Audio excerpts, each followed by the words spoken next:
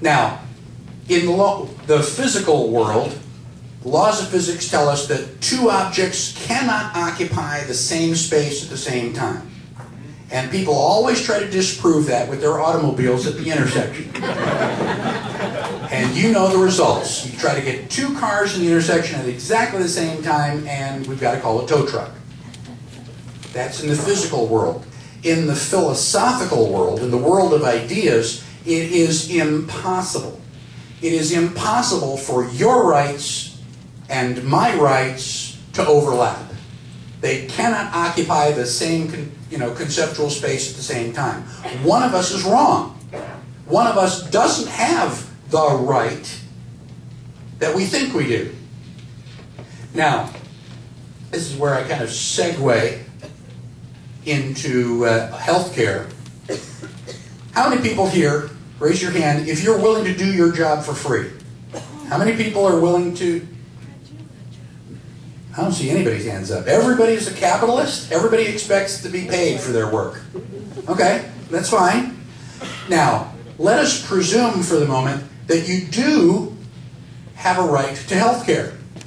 That would imply that you could walk into the doctor's office and go, fix me, I'm sick, because you have a right to health care, and they'd have to do that for free. Now, if you're not willing to do your job for free, what logic, what's your rationale? Why should the doctor go through college, med school, internship, answering the pager from midnight to 6 a.m., and going through that entire role to become a doctor, and then do your medical care for free? Why would that happen? I mean, it won't. Now, again, this healthcare problem stems or derives from the fact that people don't understand the difference between rights and privileges. You know, if I say, do you have a right to life? Everybody, oh yeah, all right. You notice you don't have a right to immortality. Look around. Anybody see any of the founding fathers here? Specifically Thomas Jefferson. I'd like to shake his hand. Is any of the founding fathers here? Oh. Why is that? Because we're all mortal. We have a limited time, and I hate to be a real bummer, but we're all going to die. Sooner or later, we're all going to die.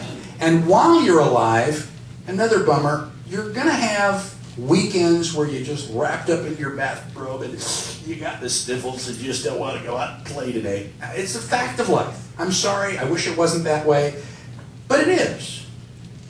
You don't have a right to immortality. You don't have a right to be constantly healthy every day of your life. And you don't have a right to health care. Right?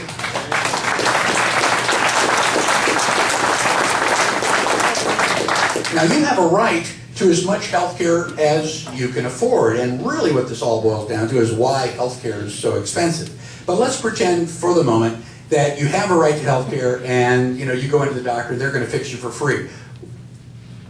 Where are we going to get the money to pay for your doctor? And people say, oh, that's real easy. No problem. The government's just going to come into Michael's house. The government's going to take $100, and they're going to keep $50 for overhead and air conditioning and all that other paperwork stuff, administrative, and they're going to give your doctor the other $50. Doesn't that sound inefficient?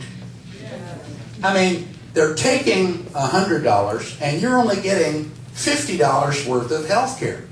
Wouldn't it be more efficient? Why don't you just come to Texas, walk into my apartment, and take $100 out of my wallet? You'd be able to afford twice as much health care.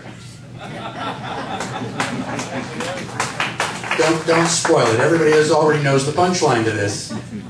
The reason that you don't follow that medical practice is because if you come into my apartment and take $100 out of my wallet, you're going to need twice as much health care. Whatever you wanted to see the doctor about before, that's no longer your highest priority. Doctor, I'm gaining a little bit of weight back here in my back end. So, what we all know, what we learned as children, is that if you take somebody else's stuff, that's theft. Every one of you sitting here, you probably have a personal story to tell where your parents found you with some property that didn't belong to you, and you got the lecture. If my brothers and I were growing up, if we had taken a 50-cent candy bar that didn't belong to us, I would not be alive to talk to you here tonight. It was just, that was the number one thing. We understood the value of private property. My brothers never took any of my stuff. I never took any of their stuff. We just learned that. And again, a 2-year-old understands this role. We have to teach Congress. We have to teach Congress the value of private property. We have to teach our government that they can't take our stuff. If you come into my apartment and take $100, that's theft. If the government takes $100 of my dollars for your health care, that's government-sponsored theft, and I'm opposed to it.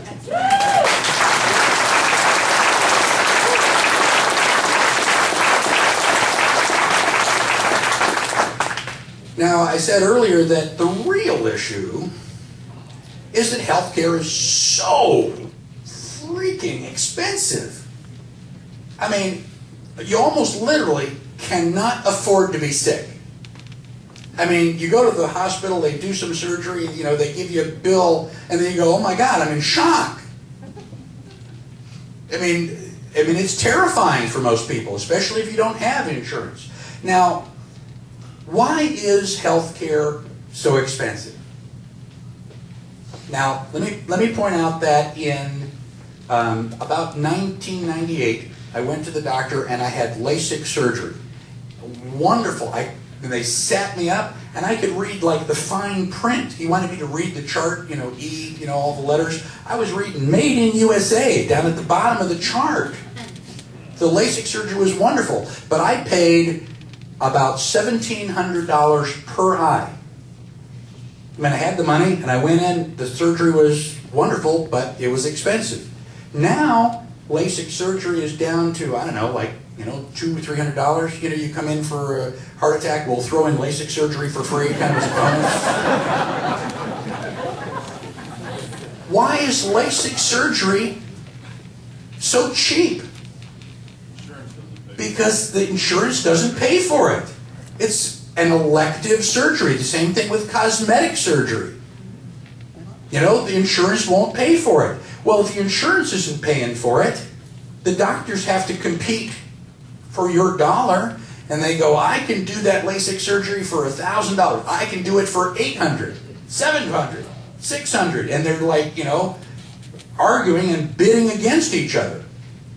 So, if you want all of your health care to be affordable, let's get rid of the insurance companies. Let's just pay cash.